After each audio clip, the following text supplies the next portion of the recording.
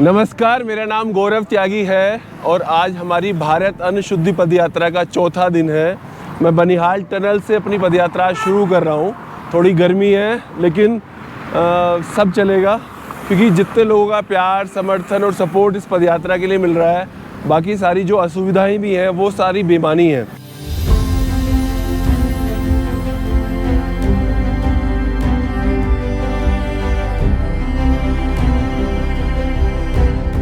हम बनिहाल टनल पार कर चुके हैं और जिस तरीके से लोगों का प्यार, सपोर्ट मिल रहा है वो बहुत काबिल तारीफ़ है। हर गांव में या हम जिस भी जगह गए हैं, सब लोग इस मुद्दे पर तो सहमत हैं ही कि हर किसी को शुद्ध भोजन का पूरा हक है, चाहे वो किसी भी राज्य से हो, किसी भी शहर से हो, किसी भी गांव से हो। आप पीछे देख सकते हैं जितने लोगों को सपोर्ट कर रहे हैं, और मेरे पास शब्द नहीं है कहने के लिए। अगर हम लोगों से बोल रहे हैं कि हमारे साथ 4 कदम चलिए, तो लोग हमारे साथ 4 कदम चल रहे हैं। अगर किसान अपना प्रोडक्ट खुद बेचेगा तो फायदा है उसमें उसका, किसान का। हाँ, बिल्कुल फायदा है सर। किसान को फायदा है बहुत ज़्यादा। अगर खेतों में केमिकल नहीं लगेगा उसको फायदा है कुछ। बिल्कुल हमारी हेल्थ के लिए अच्छा है।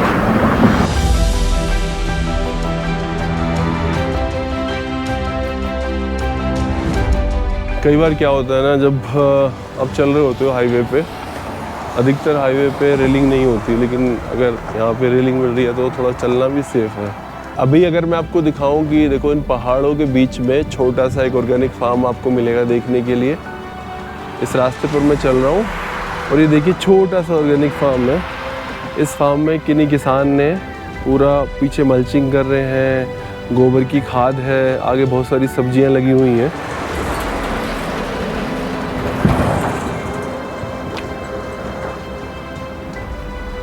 इतने पहाड़ों के बीच छोटा सा ये ऑर्गेनिक फार्म। भाई प्यास लग रही है बहुत तेज, पानी ले आए, थोड़ा सा पानी पिला दो। पानी गर्म है बहुत, पानी बहुत गर्म है। सही तो है ना, नॉर्मल अभी धूप में चल रहा है ना। हाँ, पानी ठीक है। ओह भाई गर्म है पानी। हाँ तो हमने देखा है ना, किसी तो ऐड में आता है वो कि यहाँ पे वो स्ट्रॉ लगा के और पानी खींच रहे हो। सच में ऐसा हो रहा है। आज चौथा दिन है तो बिल्कुल ऐसे स्ट्रॉ लगा के सारा पानी बाहर चला जाता है।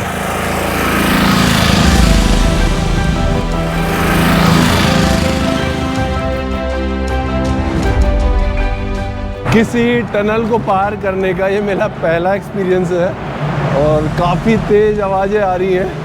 मेरे ख्याल से वाहन भी अपनी स्पीड और तेज़ बढ़ा देते हैं टनल में जाने के बाद। और बस थोड़ी देर में टनल ख़त्म होने वाली है। ये देख सकते हैं।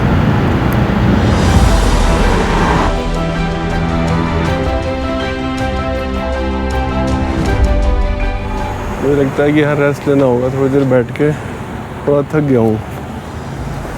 ओह पानी को गर्म करके बाल्टी में और ये पैर डाल के बैठना है। परसों किया था मैंने, बट कल नहीं कर पाया, बस मन ही नहीं किया उसमें वो डालने का, लेकिन कल मैं कर सकता था। हाँ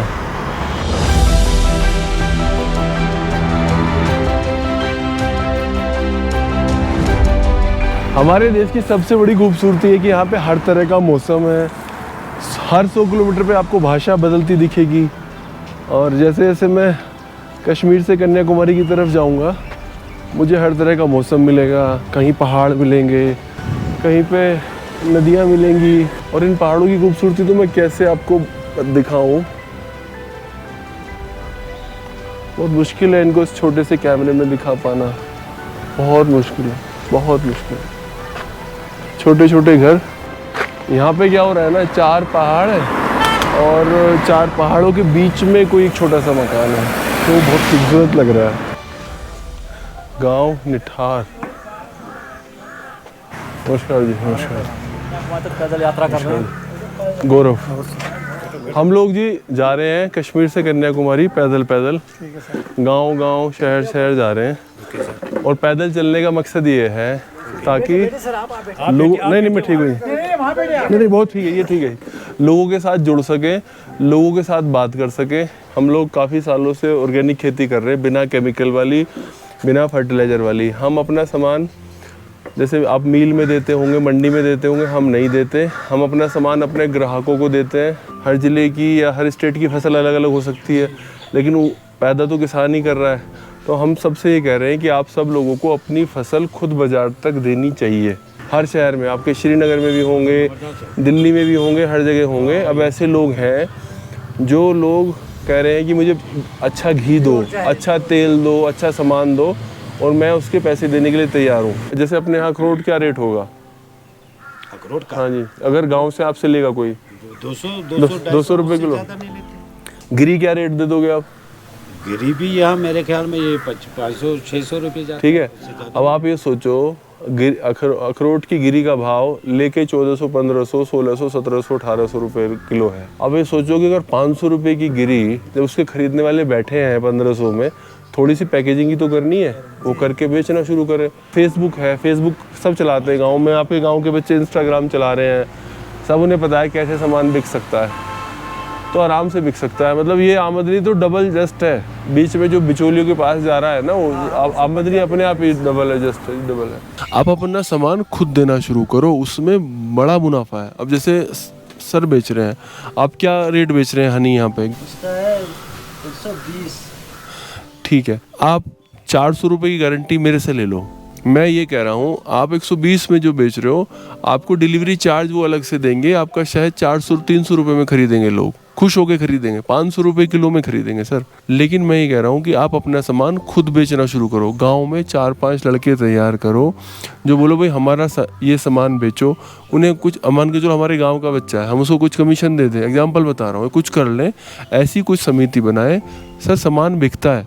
आप अगर अपने पास गाय भैंस रखोगे तो कितने रुपए में दे दोगे मुझे घी? 600 रुपये में दे दोगे मुझे घी? 2000 रुपये में, 3000 रुपये में खरीदने वाले बैठे हुए हैं। आप समझ रहे हैं मेरी बात को? हम वहाँ तक पहुँचे तो सही। मैं मान रहा हूँ कि सारे के सारे उतने पढ़े लिखे नहीं होते, मुझे पता, मेरे पिताजी भी नहीं है। लेकिन मान के चलो मैं आ गया, मैंने अपने पिताजी को बोल दिया भाई अब हम नहीं देंगे, अब हम अपना सामान खुद देंगे। मैं तो हकीकत में मैं तो इसी कोशिश में लगा हूँ कि यूथ जो हमारा पढ़ा लिखा है कि वो इन चीज़ों की तरफ ज़्यादा तवज्जो दे। कोई अपना कोई बिज़नेस खोले, कोई यूनिट, कोई भी यूनिट।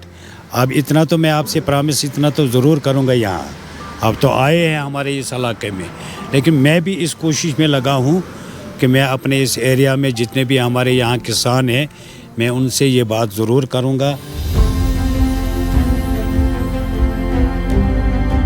आज जितने भी लोगों से मुलाकात हुई, बहुत अच्छी बात हुई, और सब लोगों ने समझने की कोशिश की कि कैसे अपनी फसल को खुद हम ग्राहक तक पहुंचा सकते हैं। और कई लोगों ने तो इस बार बोला है कि वो अपने अखरोट की फसल को इस बार इकट्ठा करके एक संगठन जैसा कुछ बना के और फिर उसको बाज़ार भेजेंगे, लेकिन अपना सामान खुद बेचने की कोशिश करेंगे। चलिए, बहुत अच्छा है कि एक स्टेप लोग उठाने की कोशिश करेंगे तो शुरुआत हो सकती है।